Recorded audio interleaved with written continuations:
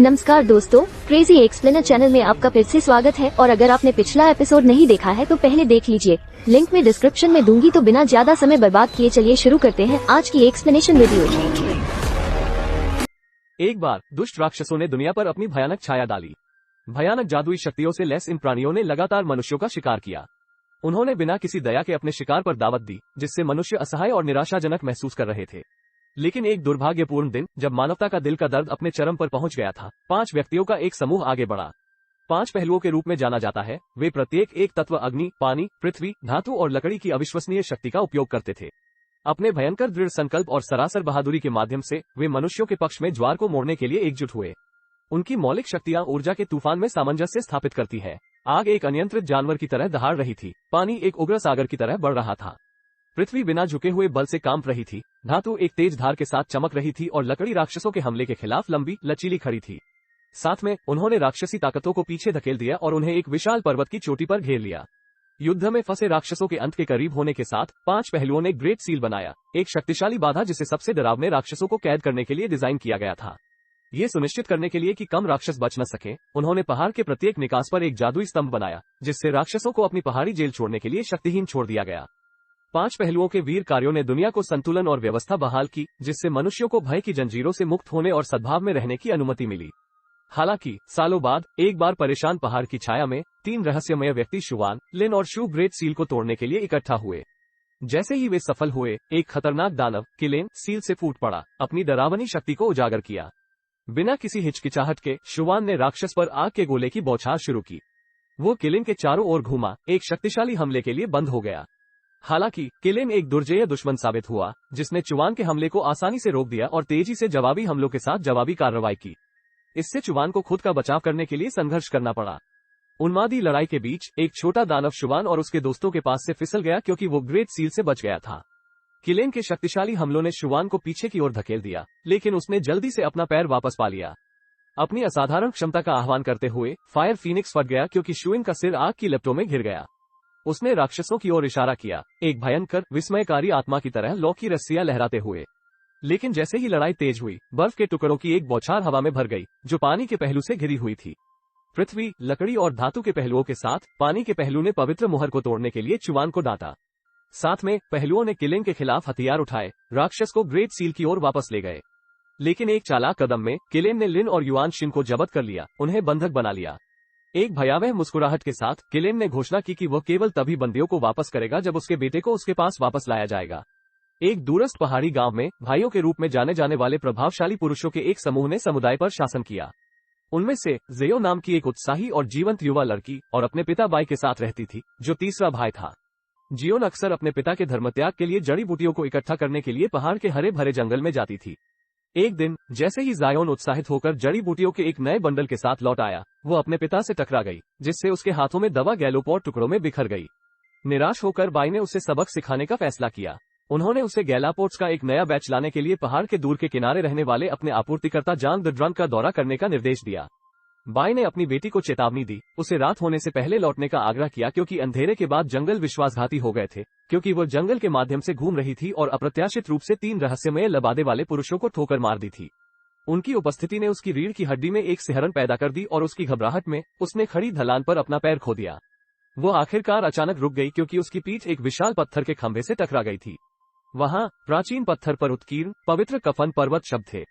यह महसूस करते हुए कि वो खो गई थी, जियो और एक परिचित मील के पत्थर के लिए उसके परिवेश को स्कैन किया। तभी उसने शुवान को एक झील के किनारे खड़ा देखा। जैसे ही उसने शाम के आने के बारे में अपनी चिंताओं को साझा किया, शुवान ने कृपया उसे एक शॉर्टकट के साथ मार्गदर्शन करने और गांव में उसकी सुरक्षित वापसी सुनिश्चित करने की पेशकश की। जैसा कि वे एक साथ यात्रा करते थे, शुवान ने पवित्र कफन पर्वत की कहानी और ग्रेट सील के साथ इसके संबंध को साझा किया। हालांकि जियोन ने कहानी को केवल लोककथाओं के रूप में खारिज कर दिया। झांग पहुंचने पर शराबियों ने जियो का निवास किया और सफलतापूर्वक गैलीकोट प्राप्त किया और शुवान की मदद से गांव की ओर वापस चले गए। इस बीच गांव में तीसरे भाई बाई को सबसे बड़े भाई से एक पत्र मिला। उन्होंने रामबाण नामक एक दुर्लभ दवा के एक और बैच का अनुरोध किया, भले ही उन्हें कुछ दिन पहले ही आपूर्ति मिली थी। चिंतित होकर बाई ने 6वें और 7वें भाइयों को औषधीय मिश्रण देने के लिए भेजा। अचानक गांव के मुख्य द्वार की घंटी बजने लगी। भाइयों का ध्यान आकर्षित करते हुए वे घटनास्थल की ओर दौड़े, केवल एक डरावने दृश्य से मिले। तीनों लोग गांव के प्रवेश द्वार की ओर जाने वाले पुल पर बुरी तरह से तैनात थे। छठे भाई ने निडर होकर इन लोगों का सामना करने के लिए कदम बढ़ाया। प्रत्येक हाथ में एक खंजर लहराते हुए रहस्यमय लोगों में से एक ने तलवार खींची और एक भयंकर लड़ाई में छठवें भाई के साथ ब्लेड से भिड़ गया। अपने सर्वोत्तम प्रयासों के बावजूद हुड वाला आदमी छठवें भाई के बचाव को तोड़ने में कामयाब रहा और उसे वापस गेट की ओर धकेलने से पहले उसके कंधे को काट दिया। एक तेज लात के साथ हुड वाले आदमी ने चाकू को छठवें भाई की ओर उड़ते हुए भेजा, जिसमें से एक उसकी छाती में एम्बेड किया गया था। कुछ ही समय बाद पांचवें भाई ने हस्तक्षेप किया। एक खंभे की बांह से लैस और दूसरे चाकू को अवरुद्ध करते हुए उसने कुशलतापूर्वक हुड वाले आदमी के खिलाफ ऊपरी हाथ हासिल किया, जो उसे पुल के दूर के छोर पर वापस ले जा रहा था। अन्य दो आकृतियों को आगे बढ़ाया गया, जिनमें से प्रत्येक ने पांचवें भाई पर खंजर फेंका। वो खंजर के मिडिया को मारने में कामयाब रहे, लेकिन उनके अनुवर्ती हमले का अनुमान लगाने में विफल रहे, जिसने उनकी तलवारों से उसके पक्ष को काट दिया। आदेग पांचवें भाई ने अपना हमला जारी रखा। हालांकि उसके सदमे के लिए पोलाम हमलावर को भेदने में विफल रहा। इस पल को भुनाते हुए सातवें भाई ने हुड वाले लोगों पर विस्फोटक तीर चलाए। एक को इसका निशान मिला, जबकि दूसरे को हटा दिया गया और गेट के पास भाइयों की ओर वापस भेज दिया गया। यह इस अराजक क्षण में था कि शुवान और जियोन घटनास्थल पर पहुंचे। शुवान का शरीर आग की लपटों में घिर गया क्योंकि वह कार्रवाई में कूद गया, अकेले ही दो लोगों को जला दिया। अपने उग्र क्रोध के साथ तीसरे हुड वाले आदमी ने अपना भेष उतार दिया, जिससे खुद को मोर दानव के रूप में प्रकट किया गया। हैरान शुवान ने अपने हाथों को एक धधकती आग में प्रज्वलित किया। राक्षस का सामना करने के लिए तैयार उन्होंने एक दूसरे पर शुवान के साथ आरोप लगाया, राक्षस पर लगातार आग फेंकी। राक्षस ने पुल के नीचे नदी से पानी की एक दीवार बनाई, फिर इसका इस्तेमाल शुवान को वापस धकेलने के लिए किया। इस प्रक्रिया में पुल को चकनाचूर कर दिया। बेफिक्र शुवान अपने पैरों पर वापस आ गया और अपनी भयंकर लड़ाई जारी रखी। उसने राक्षस के पंखों में से एक को जब्त कर लिया और प्राणी को दूसरी तरफ फेंक दिया। आग की ढाल को बुलाते हुए शुवान ने राक्षस को और भी जोर से मारा। यह महसूस करते हुए कि वो बेजोड़ था, राक्षस ने आसमान में उतरकर भागने का प्रयास किया। इस बीच गांव में स्थानीय लोग अपने घायल नेताओं को देखकर घबरा गए। गांव के डॉक्टरों में से एक यूलिंग भाइयों के गंभीर घावों को देखते हुए उनकी सहायता के लिए दौड़े। इस पल का फायदा उठाते हुए तीसरे भाई ने इकट्ठा हुए ग्रामीणों को संबोधित किया। उन्होंने मिलाशमन से खुद को हथियार देने का आग्रह किया और सभी से एकजुट होने का आह्वान किया। इस गंभीर खतरे का सामना करते हुए मोर दानव उसके पीछे खड़ा हो गया, जिसने एक भयानक छाया डाली जिसने भीड़ में सिहरन पैदा कर दी। हालांकि शुवान राक्षस की एड़ी पर दिखाई दिया, उसे पकड़ लिया और उसे गर्दन से नीचे गिरा दिया। संघर्ष करते हुए लेकिन स्थिर राक्षस ने ग्रामीणों की ओर बर्फीली सांस का झोंका छोड़ दिया। अपनी जादुई शक्तियों के साथ शुवान ठंडे हमले को रोकने में कामयाब रहा, लेकिन जब वो अभी भी ग्रामीणों को बचा रहा था तो दानव ने फायदा उठाया और शुवान के हाथों और पैरों में से एक को काट दिया, जिससे उसके आधे अंग बेकार हो गए। दानव ने शुवान को ताना मारा, सवाल किया कि क्या मनुष्यों का बचाव करना प्रयास के लायक था। उनके पिछले कुकर्मों को ध्यान में रखते हुए शू ने सामना किया कि जबकि वह मनुष्यों की गलतियों को नियंत्रित नहीं कर सकता था, राक्षस का अंधाधुंध वध एक पाप था जिसने प्रतिशोध की मांग की थी। जवाब में राक्षस ने अपने कृत्रिम निद्रावस्था के बादल फैलाए, जिससे ग्रामीण की छिपी हुई भयावह प्रकृति का पता चला। वे सभी जो खुद के राक्षसी ज़ोंबी जैसे संस्करणों में परिवर्तित पंखों को देखते थे, उनके आंतरिक क्रोध को उजागर किया गया था क्योंकि वे निराशा में चिल्ला रहे थे। मोर दानव ने इन पीड़ित प्राणियों से घृणा और दुहक को अवशोषित कर लिया, जिससे उन्हें धूल के अलावा कुछ भी नहीं मिला। अपनी नकारात्मक ऊर्जा से सशक्त राक्षस क्रोध के एक जानवर में बदल गया, सफेद पंखों और काली आंखों के साथ एक स्वर्गदूत आकृति। शेष ग्रामीण दर्द और हानि से उबरते हुए अपने प्रियजनों का शोक मनाते हैं। एक बुजुर्ग महिला अपने घुटनों पर गिर गई, सुबकते हुए और आपदा को बदला लेने का कार्य घोषित किया।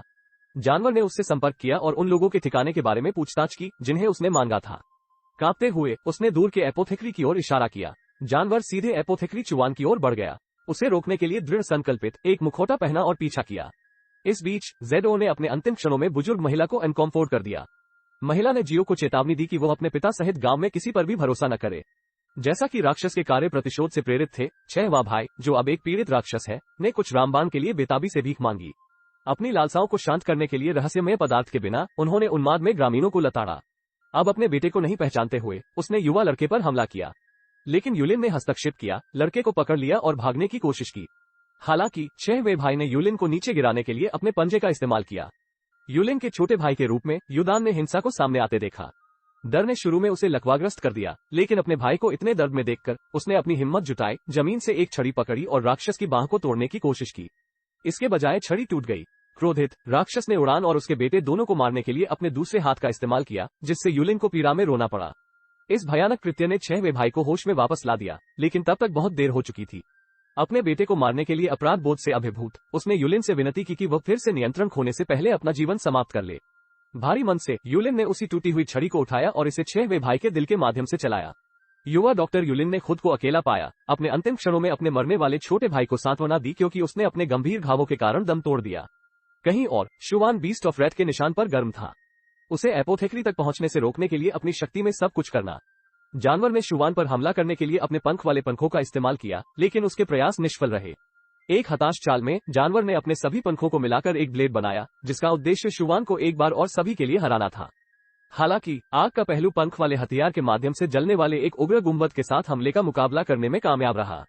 अंत में शुवान ने जानवर के दिल पर एक घातक झटका दिया। अपनी शक्तियों के कम होने के साथ जानवर मोर के रूप में अपने मूल रूप में वापस आ गया। शुवान ने मोर दानव से सवाल किया कि उसने मनुष्यों को राक्षसों में कैसे बदल दिया। दानव ने खुलासा किया कि जवाब एपोथेक्री में पाया जा सकता है। प्रवेश करने पर शुइन ने तीसरे भाई के कार्यालय के केंद्र में भयावह सच्चाई की खोज की। किलेन के बच्चे दानव को एक पिंजरे में कैद किया गया था, जंजीरों में बांधा गया था और धीरे धीरे खून बह रहा था। भाई रामबाण बनाने के लिए बाल राक्षस के रक्त का उपयोग कर रहे थे। ग्रामीणों के प्रति आक्रोश से भरे मोर दानव की तरह ही शुइन पीड़ित बालक को अपने साथ ले गया और जंगल की गहराइयों में गायब हो गया। विनाशकारी हमले के बाद, जिसमें आधे से अधिक गांव के लोग मारे गए, बचे हुए लोगों ने अपने मृतकों को उचित विदाई देने और अपने नुकसान से उबरने के लिए संघर्ष किया। मृत दानव के शरीर को निपटाने के बारे में सवाल उठे क्योंकि लापरवाह तरीके से संभालने से इसकी शापित ऊर्जा फैल सकती है और गांव में और विनाश लाओ। हालांकि बड़े और दूसरे भाइयों ने कदम रखा और इस मुद्दे को हल किया। बड़े भाई ने मोर दानव की ऊर्जा को अवशोषित कर लिया, जिससे उसका शरीर गायब हो गया। जियो ने अपने घायल पिता की देखभाल की। 6वें भाई की मृत्यु के बारे में जानने पर वो दुहक से अभिभूत था और जियो के सामने सच्चाई कबूल कर ली। 3 साल पहले एक विनाशकारी प्लेग ने गांव को प्रभावित किया था, जिसमें ZO सहित आधी से अधिक आबादी प्रभावित हुई थी, जिसके परिणामस्वरूप स्मृति हानि का सामना करना पड़ा था।